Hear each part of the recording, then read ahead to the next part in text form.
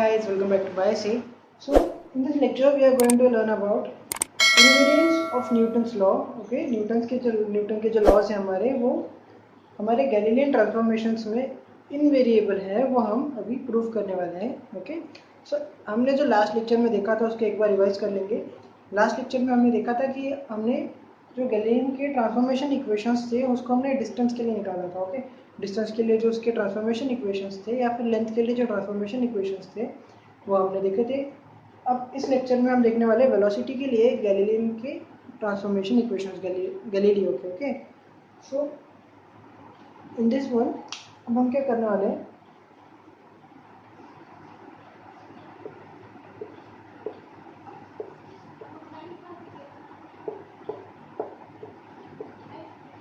अभी हमने एस और एस डैश फ्रेम ले लिया, X dash Y dash okay Z dash, ये एस डैश के लिए और ये एक्स वाई जेड हमारे एस फ्रेम के लिए, ये हमारी एस फ्रेम और ये हमारी एस डैश फ्रेम. ओके, हमारी एस डैश जो फ्रेम है वो मूव कर रही है एक uniform velocity v with respect to s. Okay, इसके रिस्पेक्ट में वो एक यूनिफॉर्म वेलोसिटी से चल रही है. सो अभी हम क्या करेंगे कि हम जो लास्ट इसमें निकाले थे हमारे गैलीलियन ट्रांसफॉर्मेशन इक्वेशन, ओके, वो क्या थे हमारे x dash equals to x minus V T, y dash equals to हमारा y ही था, z dash equals to z ही था, और जो t डैश था इक्वल्स टू t था at the time of crossing. Okay, तो ये था हमारा t dash equals to t. अब अगर हम कैलकुलेट करें हमारा, फिर हम फॉर्मूला के तौर पे लिखे डेरिवेटिव्स के फॉर्म में, तो हमारा जो वी एक्स है जो एक्स डायरेक्शन में था इन एस फ्रेम, तो वो होगा हमारा D x by D T. We Y जो होगा वो होगा हमारा D Y by D T. Okay, Y axis के रिस्पेक्ट में, और ये जो है V Z equals to D Z by D T. अब सिमिलरली अगर आप एस डैश फ्रेम में लिखो तो वी एक्स डैश क्या होगा, d x dash by D T. We y क्या होगा, d y dash by D t. And v z होगा d z dash by D t. तो यहाँ पर हम डी बाई डी टी का डेरिवेटिव ले गए हम डी बाई डी टी. अब यहाँ से हमारा x डैश की जो वैल्यू हम यहाँ से कंसिडर करें x माइनस वी टी, यहाँ पे y का y वैसे ही वैसा, तो दिस इज z.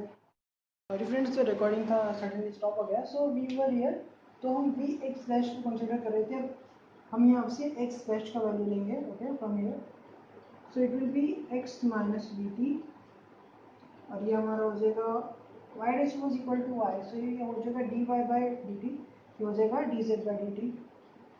अब यहाँ पर अगर हम डिफ्रेंशिएट करते हैं तो हमको मिलेगा D x by D T.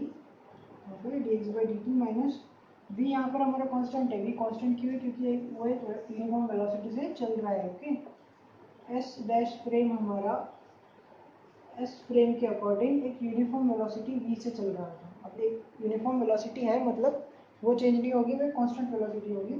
So it will be outside, और वो जो d t by D T यहाँ पर आएगा वो उसको वन कंसिडर करेगा. D t by D t will be cancel.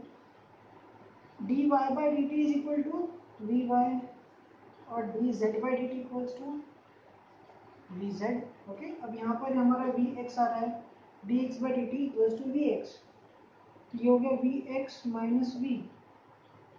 ठीक है, अब हमने क्या देखा यहाँ पर, जो हमारा पोजीशन वाला ये है और जो एक्स एक्सिस के रिस्पेक्ट में जो पोजीशन है और जो वेलोसिटी है वो इक्वेशन हम लिख कर रख देते हैं यहाँ पर एक बार. इसका इंपॉर्टेंस मैं आपको बाद में बताऊंगा. V X minus V, okay, ये हमारा क्या पोजीशन वाला और ये हो गया हमारा वेलोसिटी वाला इक्वेशन. राइट, ये भी हमारे ट्रांसफॉर्मेशन इक्वेशंस ही है. These are transformation equations, Galilean transformation equations, Galilean transformation equations for velocity. Velocity के लिए हमारे ट्रांसफॉर्मेशन इक्वेशंस है.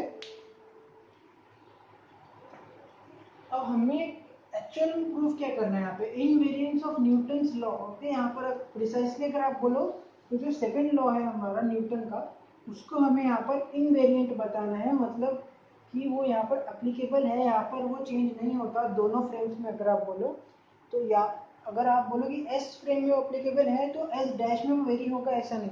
दोनों की इसमें जो वेरिएंस होगा उसमें कोई वेरिएशन नहीं आएगा, जो दोनों फ्रेम से दोनों में न्यूटन का जो सेकेंड लॉ है वो अप्लीकेबल होने वाला है। सो उसी तरह से हम देखते हैं, जैसा भी हमने यहाँ पे देखा था कि वी एक्स डैश जो था हमारा, वो था वी एक्स माइनस वी, और जो हमारा ये हमारा वेलोसिटी वाला इक्वेशन था फॉर एक्स एक्सिस, ओके। और जो पोजीशन वाला था, ओके, एक्स डैश वो था x minus V T, okay. तो इन दोनों का आपको थोड़ा ध्यान में रखना है अभी। अब हम बात करते हैं एक्सेलरेशन का, तो ए एक्स डैश हम कंसिडर करेंगे फॉर एस डैश फ्रेम, तो वो भी कुछ इसी तरह से होगा। इसका डेरिवेटिव हमको निकालना है।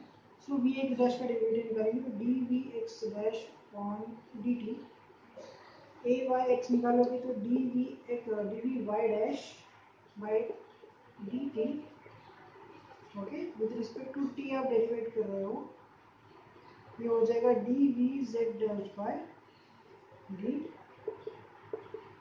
T, okay. अब यहाँ पर आपका वी एक्स डैश आ रहा है तो वो हो गया D V X upon D T, और v तो हमारे यहाँ कांस्टेंट है तो आप कांस्टेंट का डेरिवेटिव निकालोगे तो जीरो ही आएगा। तो इसको आप बोल दो ए एक्स, ये जो वैल्यू है it will be equal to A X, okay. S frame की जो एक्सेलरेशन है वो भी एस फ्रेम की है, ये एस डैश फ्रेम की एक्सेलरेशन है, ओके। अब इसी तरह से A Y dash will be equal to D V Y dash upon D T, okay. तो ये हमारा क्या है डी। अब यहाँ पर जो वी वाई था, V Y was equal to we Y dash was equal to we Y, तो ये होगा हमारा D V Y upon D T. यहाँ पर डी वी जेड डैश है, हमारा V Z dash was equal to we Z, ये हो जाएगा D V Z upon D T,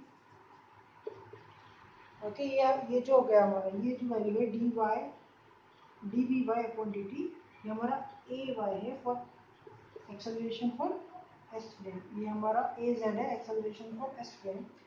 ये एक्स एक्सिस है, ये जेड एक्सिस में, वाई एक्सिस में, एक्स एक्सिस में, ओके। तो जैसे कि हम देख पा रहे हैं कि यहाँ पर जो एक्स एक्सिस, वाई एक्सिस और जो जेड एक्सिस है, दोनों ही फ्रेम्स में एक्सेलरेशन वेरी नहीं हो रहा है। दोनों ही फ्रेम्स में जो एक्सेलरेशन है एस फ्रेम में और एस डैश फ्रेम में वो सेम आ रहा है, मतलब Newton second law is invariant here, ये चेंज नहीं हो रहा है, वेरी नहीं हो रहा है दोनों ही फ्रेम्स में। तो यहाँ पे हमने न्यूटन के सेकेंड लॉ का इनवेरिएंस प्रूफ कर दिया, ओके। इस तरह से हम कह सकते हैं कि Newton second law is invariant in the case of Galilean transformations, okay. Topic को अगर ठीक से देखा जाए तो invariance of Newton's laws in Galilean transformation.